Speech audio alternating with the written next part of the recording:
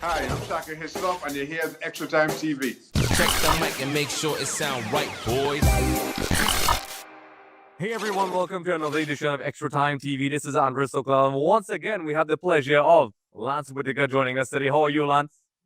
I'm fine. A little anxious about Tuesday's assignment, but let's see what happens. I figured you would be, and of course, folks have been giving us some compliments in the live streams about getting our predictions correct. For both of us, yeah. Yeah, as I said, I pretty much thought TNT would have scored, and I thought Jamaica would have scored as well, but I wasn't so sure if there had been multiple goals for either team in the game. So my prediction as a stalemate was well thought of. Yes, and for both of us, it was accurate, but also not what we wanted as well. I mean, 3 points for Jamaica would have been great for your team, and of course, 3 points for Trinidad Tobago would have kept us in. So it was, unfortunately, we were right in this particular case. Yeah, for sure. So I'll just do a quick recap of the game. Nothing too much, but just the general thoughts. Trinidad Tobago in terms of stats, which I get from SuperScore. There was 62% possession from Trinidad Tobago, 38 for Jamaica, 17 shots for Trinidad, versus 1 on target for Jamaica, which they made it count. 10 fouls versus 13, very physical game. And, overall, the cliche that we always hear throughout time in football about, goals win you games. And as you said last time, and I hope I'm saying this correctly, about losing pretty versus winning, ugly and things like that. In this particular case, we played really well, but, those stats give Trinidad Tobago fans little consolation because in the end, the stat that really mattered, which was the goals, didn't favor us in the end. So, before we jump onto the other game, I would love to hear your thoughts on that game. Yeah, well, the fact is that of the two coaches, I would think that Dwight York would have been more disappointed for more than one reason. Obviously, it meant the exit of TNT from the championship, while for Jamaica, it wasn't a do-or-die game, so they still have another shot. But just for the match itself, I think TNT certainly played well enough to win the game. And they certainly played a more purposeful game, especially in the first half. Jamaica's game lifted in the second half, but in the entirety of the match, I would have to say that TNT played a lot more purposefully, played a lot more diligently, and looked more hungry for a result. I guess, which is understandable because how much the game had meant to them as a do-or-die affair.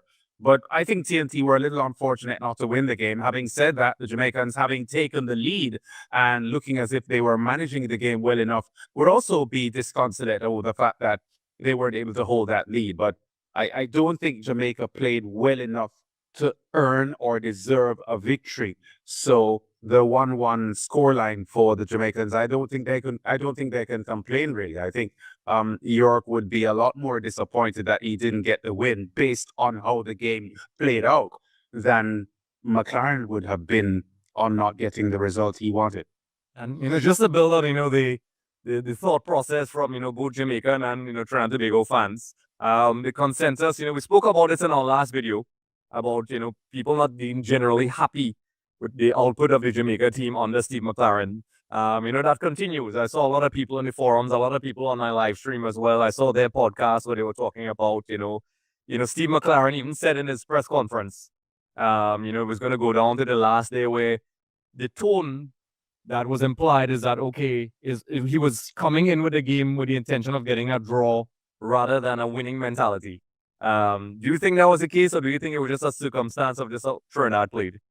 To be honest, I would hate to think that that was the game plan for McLaren and his coaching staff to be playing for a draw, because you want to win your games, and if they had won the game, it would have meant that going into the final game against Curaçao, they would have only needed a draw.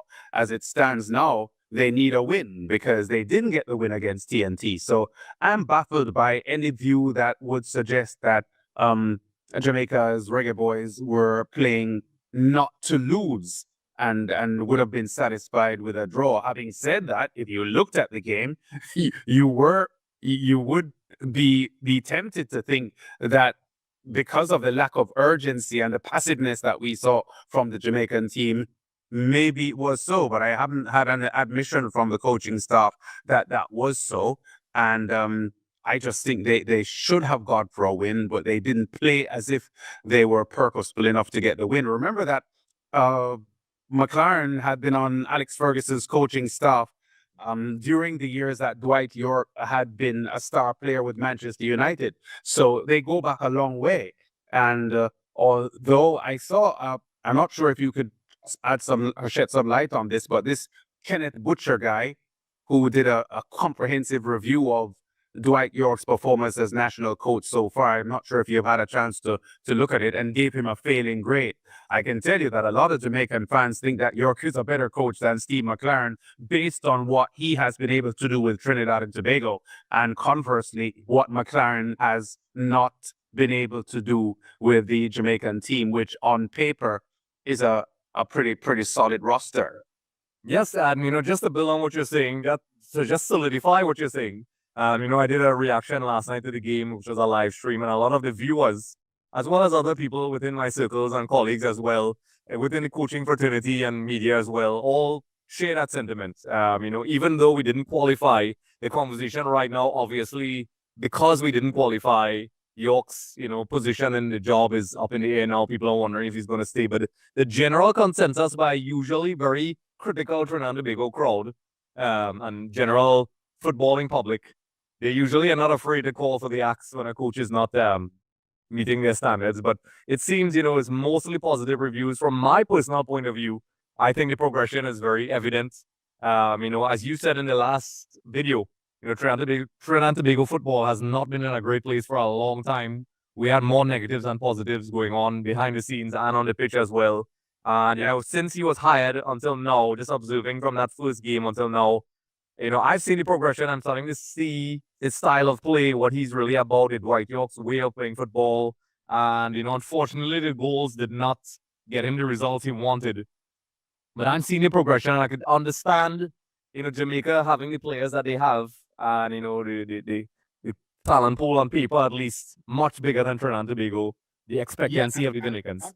Yeah, and the fact is, Andre, that TNT's football fans are caught in a bit of a quandary because of what TNT represents historically as a football powerhouse in the Caribbean. And the fact is that based on FIFA rankings, TNT have not been number one in the Caribbean since October 2016. That was the last time the FIFA rankings represented them as the number one Caribbean football team. Now, the Jamaicans have been number one in the Caribbean Football Union based on FIFA rankings for 8 consecutive years now, unbroken. And people have to understand that TNT is rebuilding. I recall that in the last 15 years or so, TNT have been knocked out of World Cup qualifying football by Guyana. I think it was about 4 or 5 years ago, and a 0-0 draw with the Bahamas, which were results that were really difficult for TNT's football fans to digest, given the proud record that TNT has in Caribbean football and CONCACAF football, I may add. So Dwight York, when he took the job, had a difficult task of rebuilding TNT's football. And it's very evident that even though they're unsuccessful in this cycle of TNT, of people that has been the top team in the Caribbean for such a long time. So I think York should take some credit for what's been happening with TNT football, given the fact that they've come from a very, very hollow place in the last 10 years or so. Yes. And, a lot of people, I did put a poll, so I'll see, for my next episode, I'll see what the viewership says about, keeping Dwight York. I personally think he should still be there. I like what he's doing, and, it's the beginning of the framework for what should be our rebuild. I mean, that's a term we use a lot in Trinidad and Tobago football. We've been rebuilding a long time. You sound like the West Indies cricket team. Somebody else told me it's crazy. That's exactly the response I got in the live stream last night. You sound like, a West Indies guy, but that's exactly what it is. We've been rebuilding, and this is the first time I could safely say, and I said it in the live stream last night.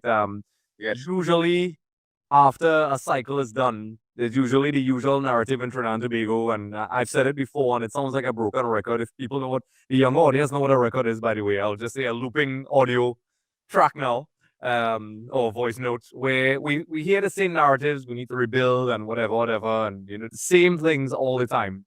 But this is the first time I could safely say I did see some progression. I could see, in terms of the way we're playing, in terms of off-field things, Dwight York bringing that corporate attraction back to the Trinidad Tobago team. There's a little bit of a disconnect and even mistrust, I would say, between the sporting fraternity and the financial parties in Trinidad and Tobago, because it is sports needs to be, it's a financial thing no matter how we spin it. And I'm seeing positives and I'm hoping they see that, and I hope it progresses. That's my opinion on and Dwight York. But moving along to the Jamaica, back to Jamaica now. I mean, you guys, like I said the last time around, are on the verge.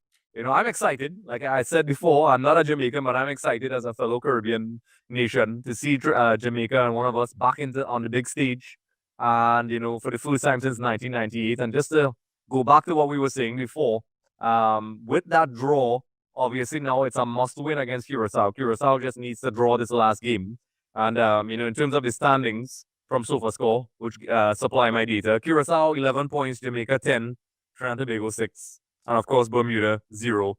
And in the last game, Curaçao defeated Jamaica. Dick Advocat is a highly experienced coach. We know about the Dutch influence in Curaçao football for a long time now. What should I say? The rabbit and the turtle race reference, where they did not start off strong. They got those draws against us, which I think were crucial for them and bad for Trinidad and Tobago. Those 2 draws that they got for Trinidad and Tobago benefited them more, because now they are top of the table. The pressure is off them a little bit. But make no mistake, I know both teams foaming at the mouth to secure that spot. What do you think about Jamaica? Their approach heading into this, since based on the previous topic when we mentioned, where Steve McLaren has been accused of that whole bit of a complacency. I don't think that's the case, but what do you think the narrative is right now? Huge pressure for the Jamaican team, and the likelihood is that the national stadium will be probably capacity filled on Tuesday, trying to urge the Reggae Boys on to a result which they need to qualify for the World Cup finals. As a journalist, the storylines here are mouth-watering, and Jamaicans don't want to hear this angle. But if Curaçao wins and get through to the World Cup finals, they would become yet another Caribbean country to qualify for or to play in the World Cup finals after Cuba, Haiti, Jamaica, and Trinidad and Tobago. So that in itself would be a story for Curaçao to join the ranks of Caribbean teams to get in. Having said that, I think a lot of people have underestimated Curaçao over the years. The last Caribbean Cup championship that was played back in 2017, Curaçao were the champions. And Jamaica, TNT, all of the top teams in the Caribbean had contested the tournament, but people's memory tends to be short.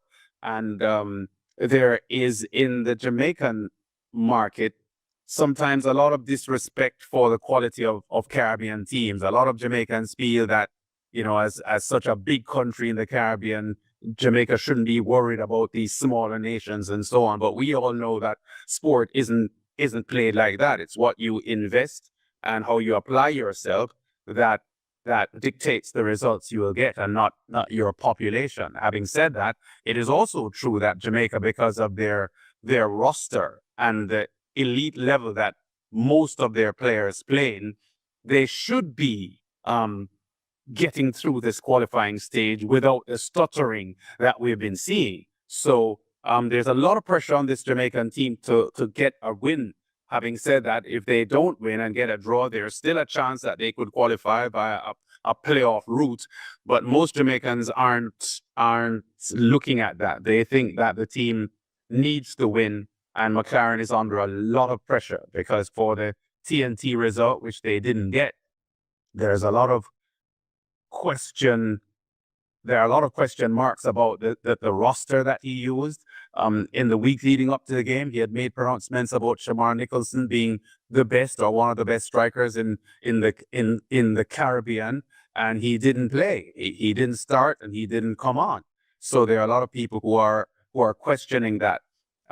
His team selection has always been an issue. We spoke last time, Andre, about the impotency of the Jamaican midfield, which has to be a bother, because Curaçao's midfield is very, very well organized. I'm not sure how the absence of their coach Dick Advocat, who had to leave for personal reasons, we are told, and not in Jamaica now with the team. I'm not sure how negatively that will affect the Curaçao team, but there's a lot of pressure on the Jamaica team to perform, and they certainly have to be a lot more urgent and aggressive than they were in the opening match between these two in these World Cup qualifiers, because in my opinion, that is one of the reasons why they lost. They were playing Curacao, Andre, on a day that the country was celebrating a national holiday. The entire stadium was pumped up. The Curacao team was pumped up. Now, one of the strategies an away team uses when they go into an important fixture against the home team is to try to take the 12th man out of the game, try to take the crowd out of the game. And Jamaica did exactly the opposite. They started slowly, they started passively, and as the opening minutes went on, Curaçao developed confidence and just grew, scored, took the lead, and then it was very difficult after that. So I cannot for the life of me understand Jamaica's approach to that game, because they went into an atmosphere that they needed to be aggressive in. They needed to stamp their authority immediately, and they did the opposite.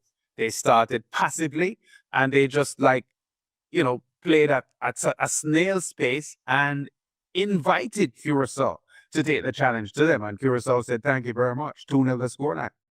Correct. And, we saw it as well to an extent in our first opening World Cup qualifier against Curaçao at home. How well they managed the game. Even though Trinidad and Tobago did well overall, Curaçao adapted well to the situation.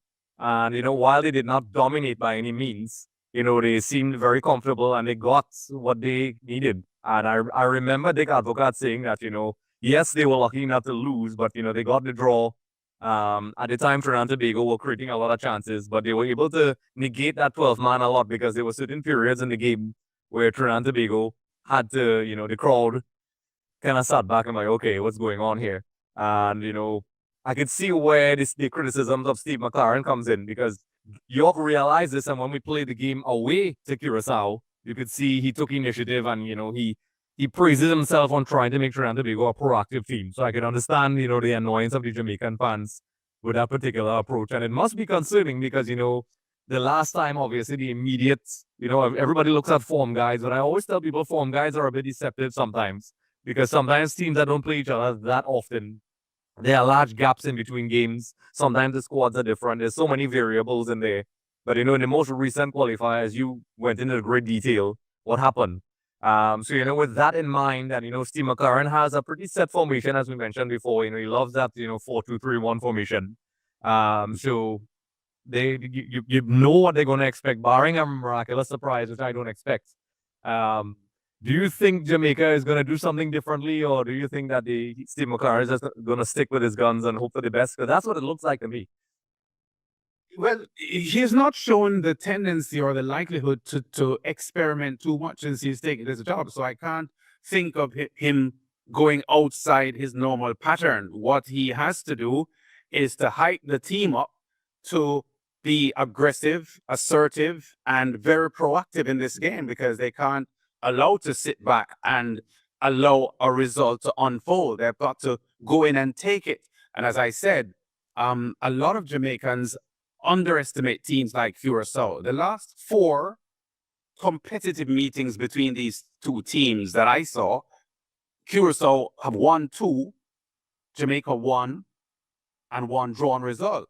So in the last 4 competitive results, there's been only 1 Jamaican victory. So that should tell the fans, and more importantly, the coaching staff, that Curaçao is not a joke team, and they've got to apply themselves and play well. One of the things that has annoyed a lot of Jamaican fans, Andre, is the influx of the overseas born players in this team, and there's a swelling view now that people want to see Nicholson, Kaheem Dixon, Damian Lowe, players like those in the starting roster who grew up in Jamaica and are likely, most people feel, to put their lives on the line for this game. There's a general feeling that even though there is some quality in the overseas born players, they are not going to have the same level of commitment and dying for the cause attitude that the players who grew up in Jamaica will have. I'm not sure if that's a fair comment, but it's reasonable given what we've seen. A lot of the overseas-based players, overseas-born players, let me not say overseas-based, because a lot of the Jamaican-born players are overseas now.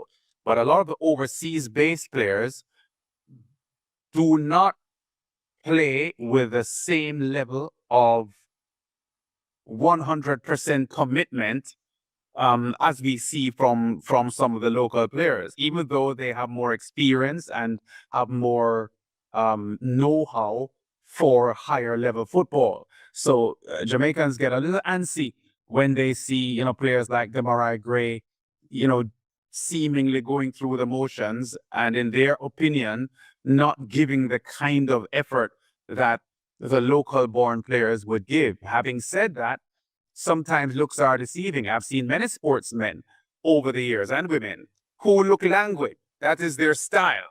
But it's not that mentally they're not giving 100%. I'm not in these players' minds, Andre, so I can't tell you that they're not giving 100%. I just know that Jamaicans want to see players on the field tomorrow night putting their lives on the line.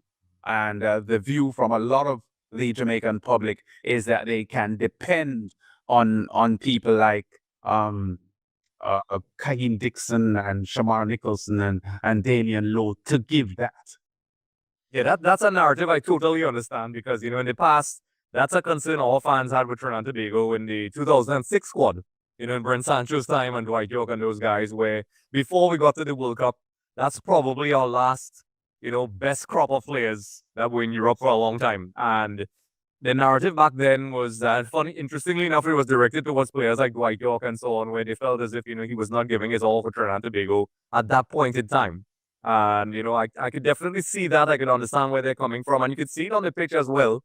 I saw a couple of the games where I could understand why people would see it that way. And, against a team like Curaçao, tactics aside, I love to talk about tactics and stats and so on. But sometimes that grit, or, grinta, as those Italians like to say, on the day, makes a difference sometimes in these games where, the form guide shows that it's not a foregone conclusion. It's not like it's a quote-unquote weaker team. Sometimes that grit gives you that difference between winning a header and a set piece, or that tackle, that running that extra mile. And as you said, in the best way possible, sometimes, losing pretty is not great. You have to sometimes win ugly. And I could understand the tension, the Jamaican fans must be feeling. And, just looking at the tactics in the last game, of course, Siva Claremont is 4-2-3-1. I know Dick Advocat likes to use the 4-2-3. He has no problem shifting the 5 at the back sometimes. They're very tactically flexible from what I've seen, because I especially against Trinidad and Tobago, where they're not afraid, if they have to sit back and they counter-attack at high speeds. Initially, goal scoring was the problem they had, just like us. But after coming off that massive result against Bermuda, they'll be coming in, confident, wanting to score goals. And, I usually break down my previews into these last two components before we go here. But like I said, it's very difficult. But I always try to narrow down key players. So, who do you think will be the key player in this particular game for Jamaica?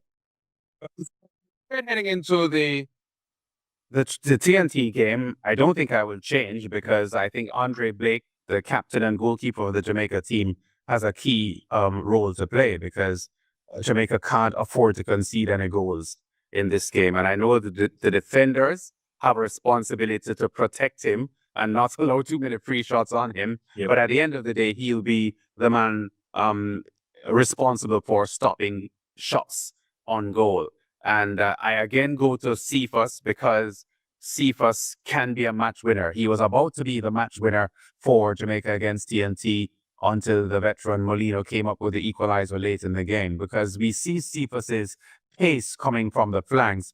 He's hard to stop when he gets on the ball and pushes the ball past defenders and accelerates. It's almost impossible to get back to him. So I would say Cephas and Andre Blake are the key players for Jamaica going into this game. And from a departmental standpoint, he is also how the midfield will perform, because the midfield will need to be that engine to provide the front men with the opportunities to score. But Cephas and Blake, for me, are the key players for Jamaica.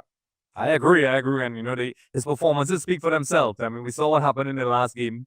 Trinidad Tobago dominated, but, when he had his moments, he made it count. And, this is not just in that game, but he's quite a player. I'm very excited. Yeah, the fact is Cephas is not a 90-minute kind of player, because for long periods in a game, Cephas may not be giving the kind of impact that you would want, but he will have moments where the impact he has is a goal-scoring impact, whether he provides the goal or scores the goal. So he has moments that are impactful in a game, and we've seen that opponents find it very difficult to stop him in those moments. Correct. And he kind of reminds me, I know this is a very strange comparison before we wrap things up and do the dreaded predictions, but he kind of reminds me how I would describe Kylian Mbappe. I know that's a very strange comparison for some people, but I described Mbappe in the last World Cup as a player who has his moments. And the World Cup final was a perfect example of this. Argentina, for those of you who look like me who suffered through the entire final, for a large period, it looked like he was absolutely absent. And then he had those two moments within 90 seconds where he was allowed to run at the players. Thuram as well, but Mbappe as well. And he caused absolute havoc. And he has that similar sort of devastating effect that I think is very similar. I know, some people think the comparison is crazy. I don't think so. But it's crazy because of the different levels. So, because we know that Mbappe is like 39 times better than Cephas. So, I guess that's why people would say you can't compare them. But I understand the point that you're making, because Cephas, like Mbappe, spends a lot of time in games looking ineffective or looking unproductive. But then, because of both of the extreme pace that both of them have, they can win matches for you. But I guess people will scoff at that comparison because Mbappe is leagues ahead of Cephas. Yeah, of course. So, of course, like I said, I always tell people this, I like to analyze games. I'm analytical by nature. I'm not a huge fan of predictions. I try to give educated guesses. So, there's, in this case, there's no Trinidad Tobago side to me now. This is a Jamaica game, but I'd love to hear what you think. And I figure you will now have the dilemma I had in the last game as well, where, a Jamaican versus an analyst. How do you think this game is going to go? But, boy, Andre, I really don't know what to tell you. I really I knew that. I was expecting that. I'm struggling for a prediction here. Obviously, my heart would want a Jamaica victory. There's a part of me analytically that is not seeing a Jamaica victory, to be quite honest with you. But that atmosphere at the National Stadium in Kingston tomorrow night will be highly, electric. And maybe the fans could just urge the players on and they get a narrow result, maybe 1-0 or 2-1. But I give a marginal victory to the Jamaicans with some reservations, because I must be honest, I'm not doing it confidently. I understand what you mean. I'm not even Jamaican. I understand how you feel because, like I said, the two personalities, the analytical and then the emotional. Well, this case, it's not emotional, but still, I'm relating to the Jamaicans right now. The analytical side says to me, like, a draw. But I understand playing at home, Jamaica at home, the fans behind them. I could see a narrow victory for Jamaica.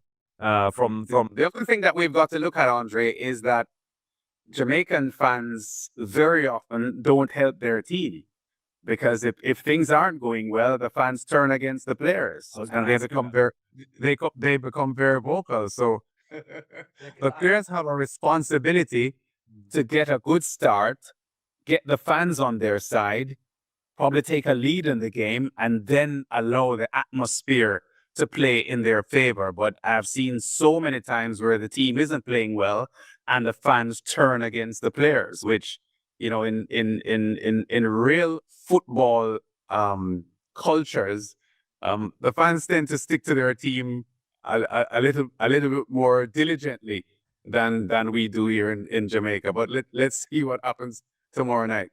You read my mind. That was literally the next question I was going to ask, before we end things off, because I know the 12 man could be a double-edged sword for a lot of people. For Trinidad, it's 50-50. Sometimes they could be in a good mood and they will stick with you, and then other days you are, basically dead in the water before the game even starts. So, hopefully, that goal comes really early. It calms the ears of everybody, including the fans. And I think if it does come pretty early, or if Jamaica at least scores first, I think that will work, in Jamaica's favor, if you look at it from that perspective. So, I think so. I think so too, yes. Yes. So, listen, Lance, it's always a pleasure to have you on to get your insights. And, to have someone like yourself with all this knowledge about not just Jamaica, but sport in general. Because, we do have our live streams where we have more of the banter talk, but I really like, doing the deep dives into these games and, even allowing a little emotional aspect as well, because it is a metric.